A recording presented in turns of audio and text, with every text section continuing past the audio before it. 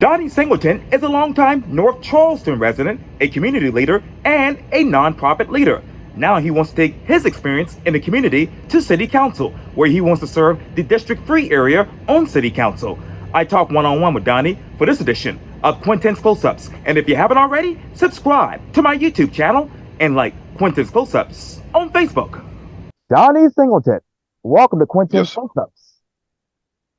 Thank you. Thank you. It's a pleasure to be here. Yes, Oh, yes, truly an honor. I appreciate it greatly. And now, Mr. Donnie, I understand that you are obviously a community leader. You're a nonprofit founder and leader. And of course, you are a resident of North Charleston's District 3 area. In fact, Mr. Donnie, you're actually a candidate for the open seat on North Charleston City Council to represent District 3. So tell me, Mr. Donnie, what got you from being a leader in the community to now being a candidate for North Charleston City Council's District 3 seat? Yes. So I am the type of person to try to pick up the pieces where I feel like that are being left out. By me navigating over the years, helping the community from schools, from CCSD schools, from coaching in the recreational department for North Charleston, from being a client advocate for MUSC, turning the Tide Violence Intervention Program. I said, hey, I need to be in a seat that I'm able to help the people in the community even the more. So when the seat became available, I said, hey, I think this right here will wrap up everything that I've been doing over the years, and it will have me be able to open up a door, I believe, that has never been opened for the community. Yes. Now, Mr. Donnie, you talk about obviously those pieces that you want to put together. What are those pieces right now in District 3 that you can put together if you become councilman? Safety first. That would be our number one tactic, is to come in the neighborhood, in the community, and get the police department to know who our constituents are and get our constituents to know their neighbors. By that niche right there, we'll be able to cease a lot of crime in the district, because I want this community to be safe as possible. One of the safest communities in North Charleston.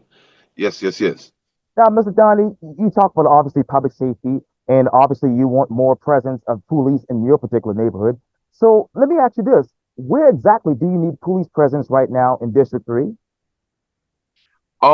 Right now, because District 3 is so, basically, we have different pockets in the community, it's so diverse. We need it all over, every four corners, so that we can make sure that we cover the whole community. And our new Chief Chamacho, he was great, a great guy. Sent a few of us to Chicago to get some violence interrupter training, to be able to train and facilitate people in our community, in the district and the county as well. Um, that that right there is going to help us so much, because we're creating task forces and academies and institutes that the community will be involved in. Yes. Now, Mr. Donnie, let me ask you this. When the new chief sent you all to Chicago, how soon was that? Recently, May 5th. We went May 5th through May 7th. Okay. Yes. And what So we just came back, yeah. sorry. Yo, no, you're Yes. fine. What I'm thinking is that you all just came back. But what did you all learn, and what has the North Charleston Police Department implemented since you all came back from Chicago? Nice. So what we've learned is how to integrate dealing with the community and people who have been shot and traumatized by gun violence in our high drug crime areas. We've built a task force throughout Charleston. You have leaders that live throughout the whole North Charleston. Excuse me. And what we're doing is we're taking back our communities, as the people that has been born in these communities, raised in these communities, and have a voice in the communities. And we're partnering with the police department so that they could help us as well to keep it safe as possible. Get Now, out of our control. sure, and I want to get back to that in just a second, but let me ask you, where exactly are those high crime areas right now in the city of North Charleston, particularly in your district? Right now, specifically on Otrano Road area, District 3, Otrano Road is one of the main high crime roads, and Green Ridge Road. Usually where we have more renters Hmm. than buyers, homeowners, we have a high crime rate. So we're trying to bring light to that, especially to our renters, to see that how we could integrate them on information on how to keep the community safe while they are residents here. So let me ask you this, Mr. Donnie. You brought up something very interesting, and I really want to ask you about this in depth. So in District 3, how many renters do you have versus actually homeowners? Um, I would say I was doing some research. We have basically like I'll say like a 56% of renters. If I'm not mistaken, we have a renters rate than homeowners in this district. Due to we have a lot of apartment complexes as well. Wow. Yes. You talk about those apartment complexes, so you know as well as everyone else knows that the city of North Charleston is growing at a rapid pace. So, Mr. Donnie, how do you grow District 3 with smart growth? Say say that last part again. Sorry. Yes, sir, Mr. Donnie. Let me ask you this. How do you grow District 3 with smart growth? I know land-wise there's not much room left, but how do you actually grow District 3 with smart growth? So what we would do is, because this community is very diverse, and do that we have so many pockets.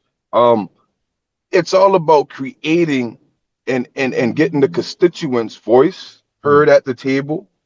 um because one thing, me as a leader and a community activist and a candidate soon to be North Charleston City Council, um I want to go mostly of what the people need. Hmm. um I cannot go up there with only my ideas. I have great ideas, Yes, sir. but I have to make sure that my ideas match all majority of our constituents. Let me ask you about that, Mr. Donnie, because what are the last figures of population for District 3? So right now, the population is very diverse because we have Hispanic communities, um, we have our African American communities, we even have, different ethnic groups as Chinese. Um, so the minorities in this area Yes, sir. is basically at, I'll give it like a 60%. 60%. And so, okay, you talk about all of those diverse populations, obviously by ethnicity. So, what is the biggest population right now in your district? The biggest population is the minority community, um, and the youth. Okay. We have a lot of youth in our community, because we have schools, Sure. high schools, Mhm. middle schools, and elementary school, in the district. In the district. Yes. So, Mr. Donnie, you talk about obviously those young people coming into your particular district. So, how many more people, particularly the younger folks, do you see moving into your district over the next 5 to 10 years? Phew, yikes. So the next 5, 10 years, right now, I was looking at things, globally. Us having as like 8.3 billion people globally. And by like 2050, we're going to have like about 2 billion more people. So out of that, I believe our district is going to receive at least, I'll say, Mm, roughly around 3,000, 2,000 more people eventually throughout the years that's going to stay here. Hmm. Okay, well, let me ask you this then. as far as retention, Mr. Donnie, how many people, excuse me about the gnats here, but how many of the people are actually staying in North Charleston in that particular district that are younger versus the older people? Okay, so oh man, so our district, if you come down Otrano, you have the left side, which is Northwood Estates, Sure. and then you have the right side that's Deer Park. So I realized that Northwood Estates have more senior citizens and more veterans, on that end. So it's like on Northwood side, you have like 80% of veterans and senior citizens, and on Deer Park side, you have more of younger people, young families, and just people who striving to build their future together. Well, what resources do they have to build that, for just a lack of a better word, and talking in generalities, generational wealth, Mr. Donnie? I am the resource for this community. I have been the resource for this community for the last 10 years. Um, Basically helping with employment, helping with career building, helping with zoning issues, flooding issues, the whole nine. Well, have you been able to look at that flooding map? And if so, where do you see the hotspots for flooding in District 3? Um, in District 3, we have like the intersection of Otrano and Rivers Sure. at the light. Right. Um, we have going down Long Shadow Right. when you get all the way to the end because it's like a hill. We have a lot of flooding there as well. We have a lot of new homes being built. I mean, if you go a little further down Salamander, Oh, yeah. so I was receiving a lot of, I mean, complaints about how the water was rushing into the homes that was already built there, for the last 30, 40 years. Wow. Well, Yes, yes, yes. Mr. Donnie, in my particular neighborhood, there are relatively older homes, but in it, and I just found out that we're not in the flood zone, thank God in heaven. But let me ask you this: where, are there more older homes in your community, or are there newer homes that are taken over? Whew, there are newer homes that's coming to take over as we speak. Hmm.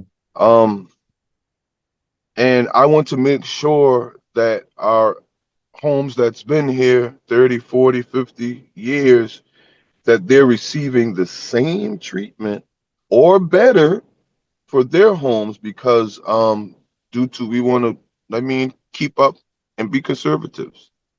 So, how many new homes have been built at a fairly consistent rate in your district? Whew. I would say we have one, two, three, four, five different subdivisions being built right now as we speak. Wow. Yes, so that they should be finished with that by fall. I would say the end of this year, fall. Okay, so now that those particular projects are about to wrap up, Mr. Donnie, what do you want exactly from the developers? Do you want more sidewalks? Do you want more traffic lights? Yes, we need more sidewalks. We need more lighting. Um, Certain places are dark, that are hazardous. Hmm. We need help with basically passovers as well for our constituents to get to and from our businesses like Piggly Wiggly that's across the street.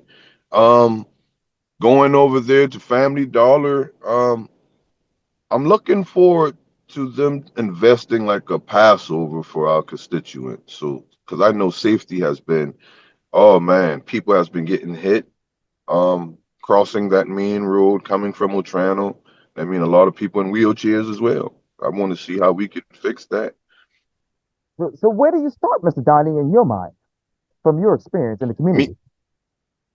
me personally, I start by having meetings in town halls and bringing recognition to what's going on, and bringing key holders, stakeholders, um, like county council, zoning, donors, The people, the developers, those are the people that I'm looking to sit down at the table to see how we could come together and help this district flow properly. So how does the district flow, Mr. Donnie, with new zoning, codes? Say that one more time, sir. Yes, sir. How could your particular district flow better with new zoning codes, for instance? Correct, correct. Um, Dealing with what's going on with zoning, we would have to, I mean, and this is something that has to be done quickly as well. Um, get the constituents involved like never before. Um, I want to make sure that I'm emailing and reaching out, and everybody has my information, so that we could literally get the message out on what needs to be done and how we can do it together. Now, you talked about all of these new homes being built right there in District 3. So where can you rezone certain things so that you can actually have enough room for apartments or more businesses to come into your area without, overgrowing the area? hmm Um, I would say more likely on the University Boulevard side. Mm. There is a lot of, I'll say, land that could be developed right there. And one thing I'm looking for, I wanna I wanna have a mixed use community. Um, that would be amazing right there. Yes. Okay, Mr. Don. Well, let me ask you this, Mr. Donnie. Would you be in favor, or would you actually help the city develop a path for vertical growth in District 3? Absolutely, absolutely. That that would be amazing. Um, because it would bring a different flow, a different feel to the district as well as it's already diverse. And I talked with Mr. Maurice Ray right here on Saturday morning. I spoke to him, and he told me that after 10 p.m., a lot of those businesses along University Boulevard are closed, and people can't eat for those people who want to eat at that time of night. What new businesses do you want to help recruit to the area?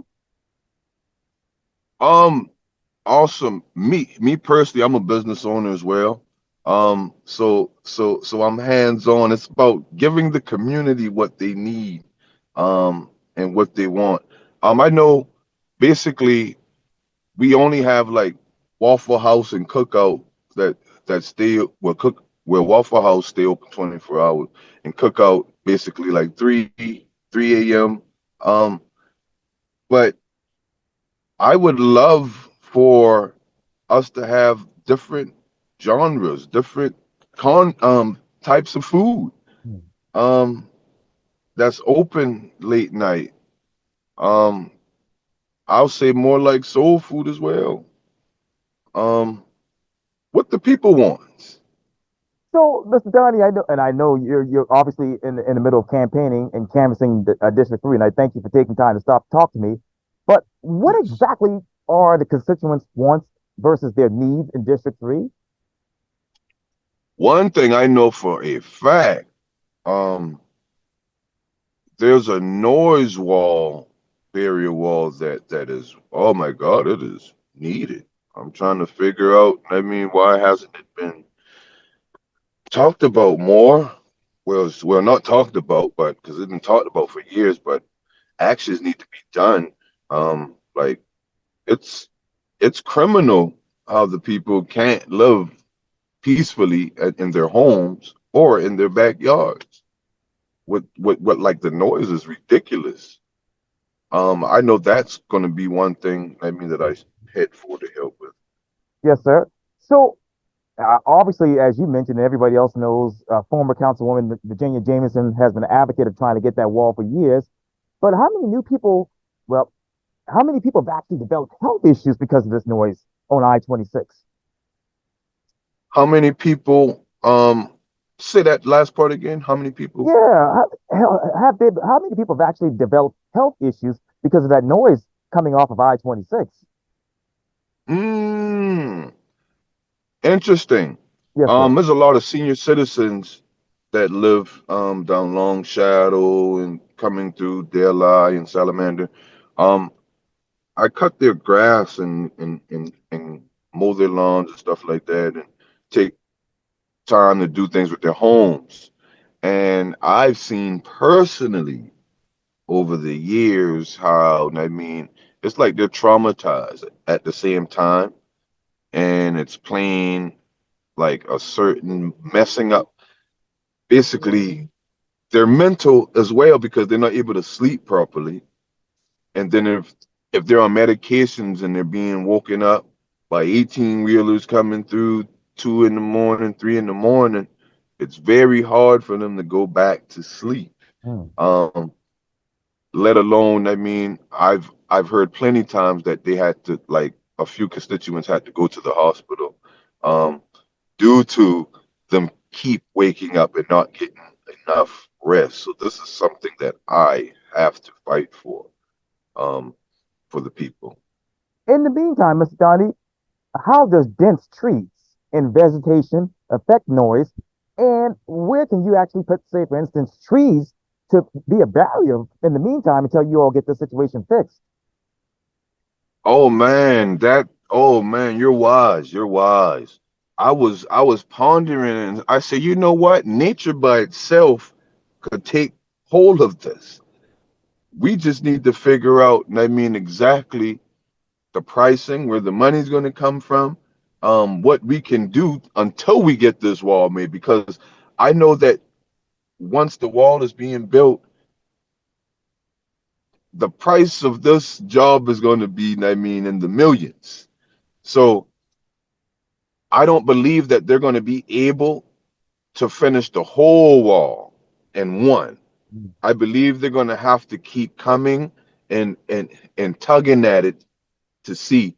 But I believe down that back strip, all the way down Salamander, going all the way down Long Shadow, um, I believe we could put trees up there. It would be an awesome and as natural um a natural barrier for the community. That's something to look into. Look into, and I know you just mentioned, Mr. Donnie, that possibly this entire project can't be built all in one. So would you be advocating for it being built in certain phases? Um, only if it's a denial of them building the whole thing at once. I'm prepared to get backlash, so I'm prepared to go to plan B, C, or D to get things done. But whatever it takes, this wall has to get up. Yes, sir. And in what way would an earthening beam be an effective noise barrier also? Hmm, interesting. Um, I believe because of the technology, Yes, sir. and it may be um a price difference. It it may help us out more because I know the wall is going to cost a phenomenal, but if we have a beam, an earth beam, um, that right there would do us justice as well. Wow. And So I those are options. options.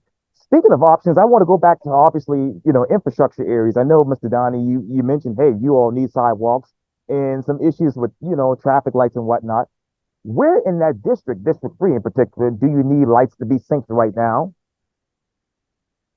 Um, is a few light poles coming down on Channel, like right when you come past Hollow Oaks, is very dark.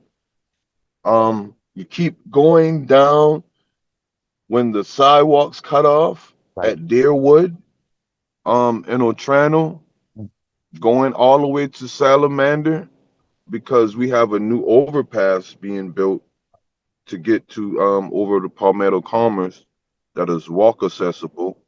Um, and actually down Deerwood Drive to get back up into University Boulevard. We have a lot of students up in that area too, where the school buses flow.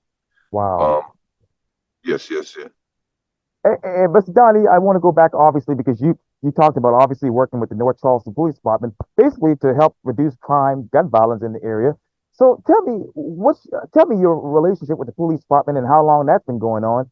And what have you been doing recently to help reduce gun violence in the district? Nice. 2021, I would say 2022. Um, there were there was an uptick in gun violence due to COVID. COVID played a big part in that. Um, and our chief of police at the time, Mayor Burgess, he was looking into violence as well because he's like a number one supporter of gun violence prevention. Um, and once we like collide because we were doing things in the community ourselves, and then once we saw that the police department was doing things as well, we was like, we got to do this together, so the community can see us and know that. I mean, we built the relationship and that we demand peace in our communities. So over the years, over the last few years, we've been doing recap walks in the community. We've been pulling up to homicide scenes, shooting scenes, and helping families, victims, um, friends, the whole community, so that violent recidivism doesn't play a part in that community as well. We've been in the schools. Um, I'm a coach. I coach football, basketball, baseball.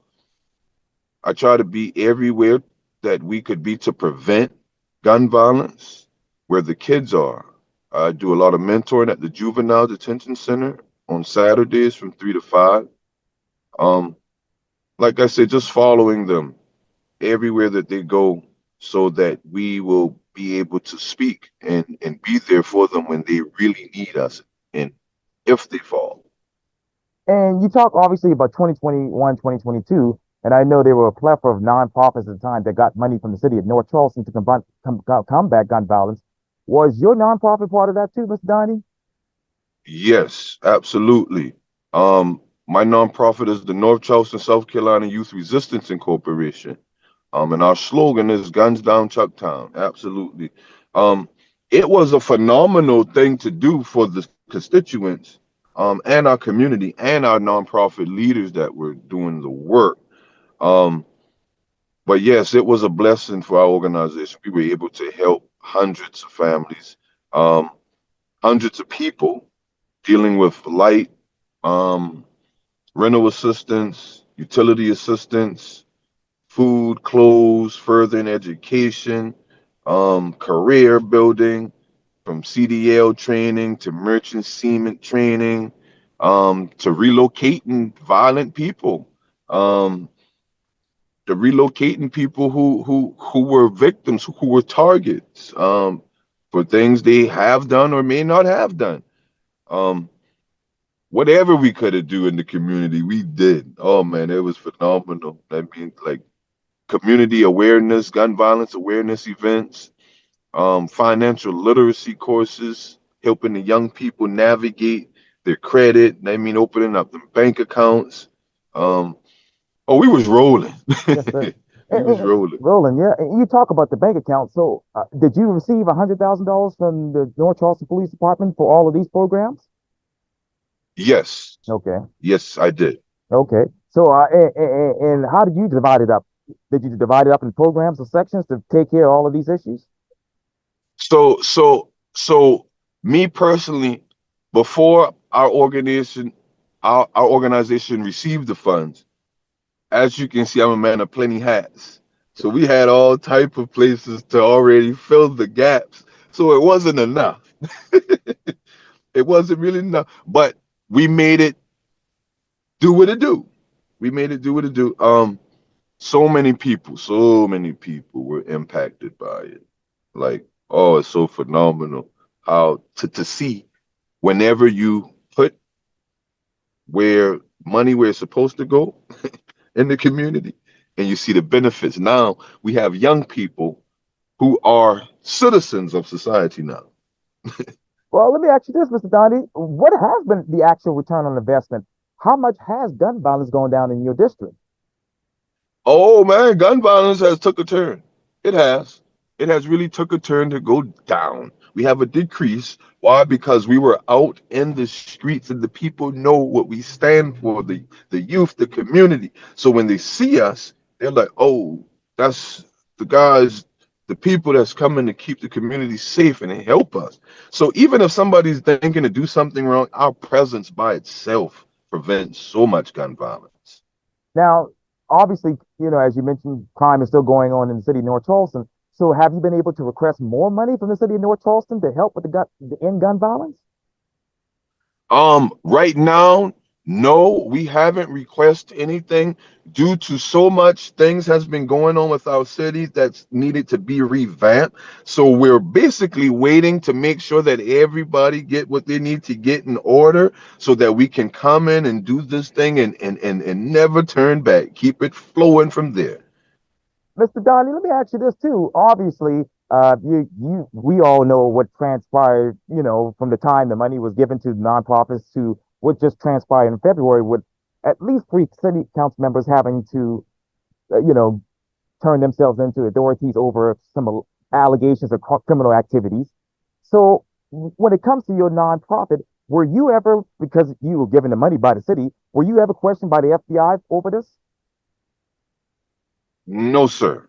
Okay. Um, and me personally, I was one of the people who were there day one Mm, requesting the funds from the city of North Charleston.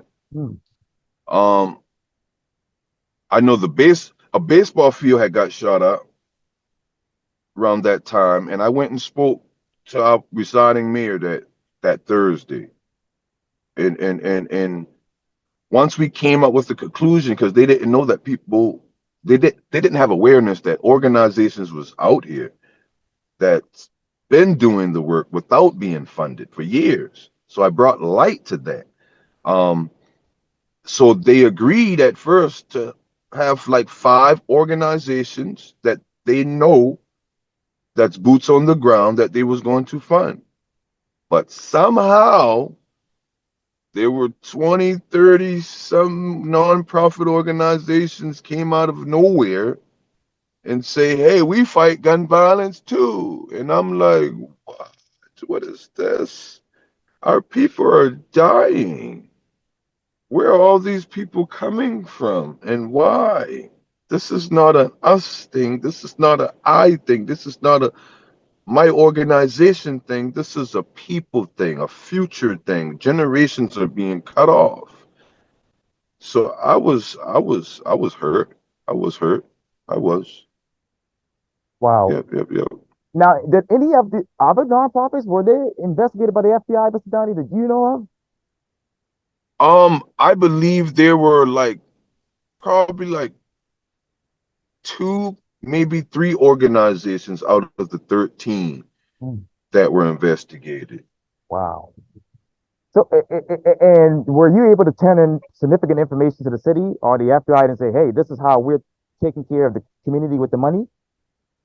Oh, see, me personally, because I I know that dealing with 13 organizations Yes, sir. and then there's something new, um, because it was like, hey, we creating this, go. And I'm like, whoa, that's impossible to just create something like that and go. Like, oh man, it was just sad. It was just sad, just seeing what was going on right in front of my face. Wow. Now, I talked to somebody else who's a nonprofit in the North Charleston area, and they had to send in significant information to the city of North Charleston to prove that they were doing the right thing with the money. Did you do that? Oh, absolutely. Day one. Day one. Whatever information they needed, we were sending documentation monthly. At first, they wanted us to send it in every 6 months. Well, 6 months, two time, the half of the year and the end of the year. Gotcha. But me personally, I was doing so much that I had to make sure that everything was going to them every chance that I get. And I mean, if whatever they requested, a comprehensive letter, the whole nine. I made sure that I showed them, and I mean what was going on, what I was going to do with it, what we was going to do with it before, Mm. we received it and what we did with it after, and what we could do with another amount. Okay, so what can you do with another amount if they were to give you that? Well, to be honest, Mr. Washington, my organization's proposal, our initial proposal was for 1.3 million Right. because we needed a facility, Okay. we needed transportation, Okay. we needed to hire some specialists, mental health specialists, Okay. um, and two directors for the Okay. program, Sure. um, and basically run all the resources through the funding that was left. Yes, sir. But Yes, sir. we got we got stuck with 100,000 from Mm. 1.3 million. Wow. But we still. I mean, I'm thankful. I thank God that He allowed me to receive a blessing. But the people were blessed by it. Yes. Now, do you have any money left over from the first round of the money they gave y'all? Oh no. Oh no. The people see me. I've been in this community in District 3 my whole life. Okay. So before they even gave the funding, I was coming out of my pocket for years. Okay. So now when they gave the funding, I knew exactly where it needed the most attention at. Hmm. Yes, yes. Did the city of North Charleston give you the money, or did the city of North Charleston Police Department give you the funding? So it was basically, we had, the city gave it, but the city of North Charleston vouched for it because we were working together. I mean, the city of North Charleston Police Department vouched for it because we were working together, and they knew that we could have do some great things together. Okay. And when it comes to city council, Mr. Donnie, if you get elected, would you be asking for an audit, a forensic audit on what's taking place in the city right now? Oh, absolutely. Absolutely. Because I'm the type of guy that I have to really see everything that's going on, to really make sure that I'm cleaning up and helping out what I need to help with. Yes. And how transparent will you be if you become a councilman? Oh man, like me personally, to know me, I'm straightforward. I don't hide nothing. What you see is what you get, and and I love to be straightforward and truthful with everyone because that right there changes the future. It changes the narrative of the way of thinking of the people as well. Hmm. Now, if they were to go back and vote for giving another round of money to the nonprofits to help combat gun violence, and then you are obviously yourself will be are the nonprofit founder and organizer of your organization, and if you were to get on city council, would you abstain from voting, or would you resign from your position on with that nonprofit? Well, right now, I have a new executive director on standby, Mm. because I would step down, and I would not be able to vote, because I don't want to be biased. I don't want to say, oh, my organization needs this. And that. I would want whoever, and I mean, I'll set out and let the community, let the people vote. And I Okay. mean, the Okay. voters vote. Yes. Donnie Singleton, thank you so much for your time. And again, welcome to Quintin's Close-Ups. Thank you so much. Really appreciate you, man. Really do. Oh, you're welcome anytime.